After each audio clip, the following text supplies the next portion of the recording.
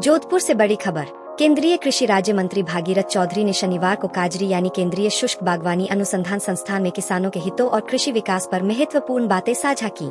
चौधरी ने कहा कि 2014 के बाद से किसानों की आय दोगुनी से भी अधिक बढ़ी है। उन्होंने यह भी कहा कि पूर्ववर्ती सरकारों ने किसानों के हितों को नजरअंदाज किया, लेकिन वर्तमान सरकार ने ठोस कदम उठाकर किसानों के कल्याण को सुनिश्चित किया है। मंत्री भागीरथ चौधरी ने सिंधु जल समझौते के स्थगन का स्वागत करते हुए कहा कि इससे राजस्थान को निश्चित रूप से लाभ मिलेगा और प्रदेश को सिंधु का पानी अवश्य मिलेगा।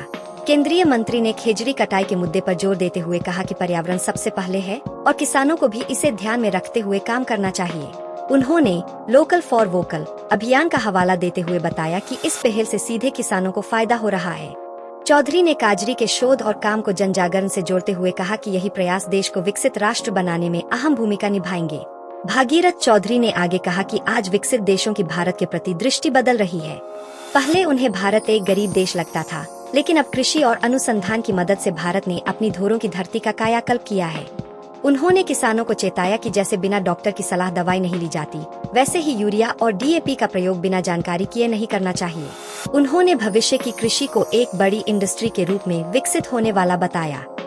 जब तक किसान के घर में समृद्धि नहीं आएगी, खुशहाली नहीं आएगी, तब तक हमारा देश विकसित राष्ट्र नहीं बन सकता। ये विकसित राष्ट्र किसान तभी होगा जब हमारे वैज्ञानिक, हमारे साइंटिस्ट और इस तरह के संस्थान नए नए जो वेराइटी, नए नए जलवायु परिवर्तन के आधार पर उसको ईजाद करेंगे, तभी किसान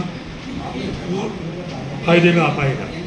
क्योंकि जलवायु परिवर्तन की वजह से कई तरह की चुनौतियां सामने आ रही है, इसलिए इन सब को पार पाने के लिए हमारी एक काजरी संस्थान है, वर्षों से काम कर रहा है और उसमें और करने की गुंजाइश है। सर, विकसित राष्ट्र बनाने में कृषि सबसे बड़ी इंडस्ट्री होगी सर, इसको लेकर क्या आपका डिपार्टमेंट पूरा तैयार है? काजरी जैसे तमाम संस्थान पूरे? देखिए, आज पूरे देश में हमारे देश के प्रधानमंत्री नरेंद्र भाई मोदी जी के नेतृत्व में सबसे बड़ा बजट जो दिया वो कृषि पे दिया गया। उसके बाद ही रक्षा हो, चाहे शिक्षा हो, चाहे चिकित्सा हो, सारे बजट होने सबसे ज़्यादा कृषि पे 5 गुना बजट दिया गया। और उसके अलावा प्राकृतिक खेती हो, चाहे जैविक खेती हो, उसको बढ़ावा देने के लिए सोइल हेल्थ कार्ड जारी किया, ताकि किसान अपनी मिट्टी का परीक्षण करा दें, उसमें क्या ज़रूरत है उसके आधार पर ही वो उसमें काम में लें, ताकि उनका लागत मूल्य ज़्यादा नहीं हो और उनका उत्पादन बढ़े। इसके लिए कई तरह के उपाय किए जा रहे हैं, क्योंकि कृषि का हमारी जीडीपी में बहुत बड़ा योगदान है।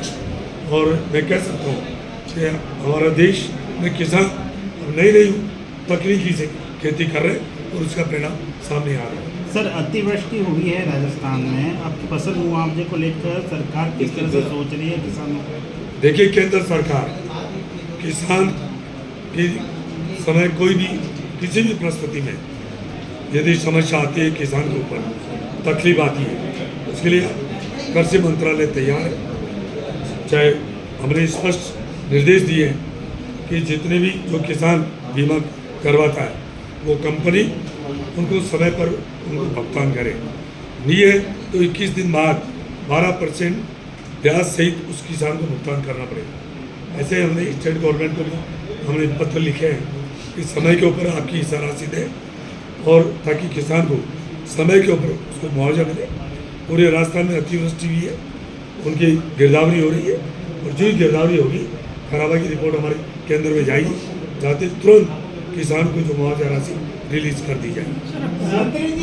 देखा जाए जमीन राजस्थान में, लेकिन सिंचाई बहुत ही कम। पश्चिमी राजस्थान को एक नहर की जरूरत है, जो सिंध का पानी, भारत का जो सिंध समझौता पानी खत्म हुआ, उसके बाद क्या लगता है एक नहर की आशा कर सकता है राजस्थान? इसके लिए पक्का उसका फायदा सबसे ज़्यादा राजस्थान को होगा। और प्रधानमंत्री जी है नरेंद्र भाई मोदी जी, जो उसकी गारंटी है, वो कहते ही जो करते हैं और करके दिखा दिया। सिंधु समझौता को मैं कह रहा हूँ, सिंधु समझौता न्याय समझौता ही उन्होंने इस देश के ऊपर बहुत बड़ा